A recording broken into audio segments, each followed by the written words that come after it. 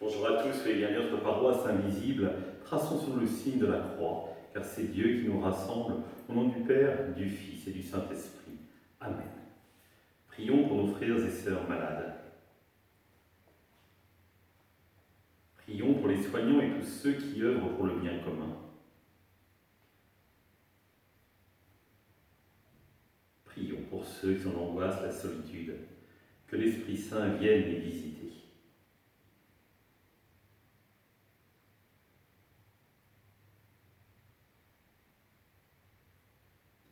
Pour manifester notre communion, je vais maintenant allumer cette bougie au cierge pascal.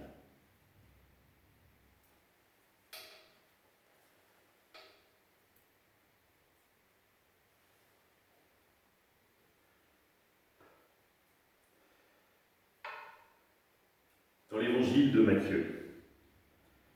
Alors Pierre s'approcha de Jésus pour lui demander « Seigneur, lorsque mon frère commettra des fautes contre moi, combien de fois dois-je lui pardonner? Jusqu'à 7 fois ?»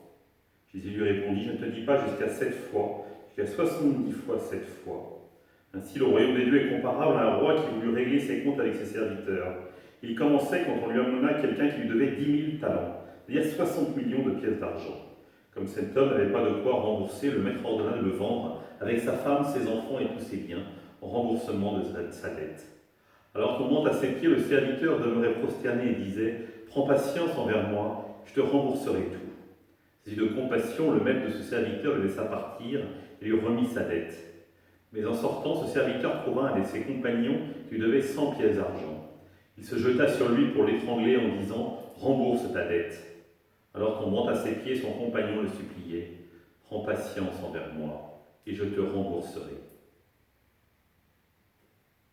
Mais l'autre refusa et le fit jeter en prison jusqu'à ce qu'il ait remboursé ce qu'il devait. Ses compagnons, voyant cela, furent profondément attristés et allèrent raconter à leur maître tout ce qui s'était passé. Alors celui-ci fit appeler et lui dit « Serviteur mauvais, je t'avais remis toute cette dette parce que tu m'avais supplié. Devais-tu pas à ton tour avoir pitié de ton compagnon, comme moi-même j'avais eu pitié de toi ?» Dans sa colère, son maître le livra au bourreau jusqu'à ce qu'il eût remboursé tout ce qu'il devait. Ainsi que son Père du ciel vous traitera, si chacun de vous ne pardonne pas à son Père du fond du cœur. Lorsque Jésus eut terminé ce discours, il s'éloigna de la Galilée et se rendit en territoire de Judée, au-delà du Jourdain. De grandes foules le suivirent, et là, il les guérit. Acclamons la parole de Dieu. Louange à toi, Seigneur Jésus. Frères et sœurs, nous sommes exactement ce qu'on appelle une allégorie. Une allégorie, c'est-à-dire que chaque personnage renvoie à quelqu'un. Ce qui est très intéressant, c'est que le roi, évidemment, c'est Dieu. Le serviteur débiteur, c'est nous. Le serviteur qui refuse de rembourser, c'est nous. Le serviteur qui doit 50 pièces d'argent, c'est encore nous. Et nous sommes placés à différents lieux de la parabole, de cette allégorie, et elle signifie évidemment à chaque fois quelque chose. Le premier serviteur, celui qui refuse de rembourser, celui qui ne peut pas rembourser, mais qui joue, on pourrait presque dire, de la séduction, parce que finalement son repentir n'est pas sincère. Parce que finalement, il accepte la remise des biens de ses dettes pour lui, mais est incapable de faire pour l'autre. C'est-à-dire que la geste de bonté du roi ne l'a absolument pas transformé. Il ne s'est pas laissé toucher par ce qu'il y avait. Et donc, quand il rencontre un autre débiteur, alors qu'il y a exactement la même phrase « Prends patience envers moi et je te rembourserai tout ». La phrase est la même, l'attitude est la même, mais du côté de Dieu, il y a le pardon, et du côté du serviteur, il n'y a pas le pardon.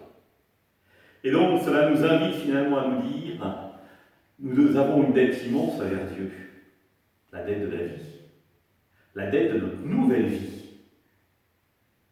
Et concrètement, il faut prendre conscience, 50 millions de pièces d'argent, ça ne peut pas se rembourser. Et donc, il faut accepter finalement cela comme un don de Dieu, d'être toujours en dette et finalement toujours reconnaissant envers ce Dieu qui nous donne tout, qui nous a tout donné. Et nous sommes invités finalement à agir comme lui, envers ceux que nous devons, qui nous doivent quelque chose. 50 millions de pièces d'argent d'un côté, et l'autre qui doit 30 pièces d'argent, 50 pièces d'argent. La comparaison n'est même pas à la hauteur possible. Mais qu'est-ce qu'on peut en déduire pour celui qui doit 50 pièces d'argent? Tout simplement, c'est qu'il n'est pas bon d'être en dette envers quelqu'un d'autre qu'envers Dieu. C'est-à-dire cette logique du donnant-donnant, elle n'est pas bonne, elle n'est pas juste. Je donne sans savoir ce qui me reviendra en retour. Je prête, vous invitez Jésus, sans savoir si l'argent reviendra. Là n'est pas le problème. Avec Dieu, c'est toujours ce pari qu'il fait avec nous. Il donne à profusion, sans savoir ce que ça lui rapportera. À nous de faire également de même, à donner sans savoir ce que ça nous rapportera, mais surtout à nous de faire attention à ne pas emprunter outre mesure en dehors de Dieu, parce qu'on ne sait pas où cela nous conduira et si le pardon sera possible. Ensemble, nous prions. Notre Père, qui es aux cieux, que ton nom soit sanctifié, que ton règne vienne, que ta volonté soit faite sur la terre comme au ciel. Donne-nous aujourd'hui notre pain de ce jour. Pardonne-nous nos offenses, comme nous pardonnons aussi à ceux qui nous ont offensés. Ne nous laisse pas entrer en tentation, mais délivre-nous du mal. Amen. Que le Seigneur nous bénisse, qu'il nous accompagne notre journée et nous garde dans la paix. Au nom du Père, du Fils et du Saint-Esprit.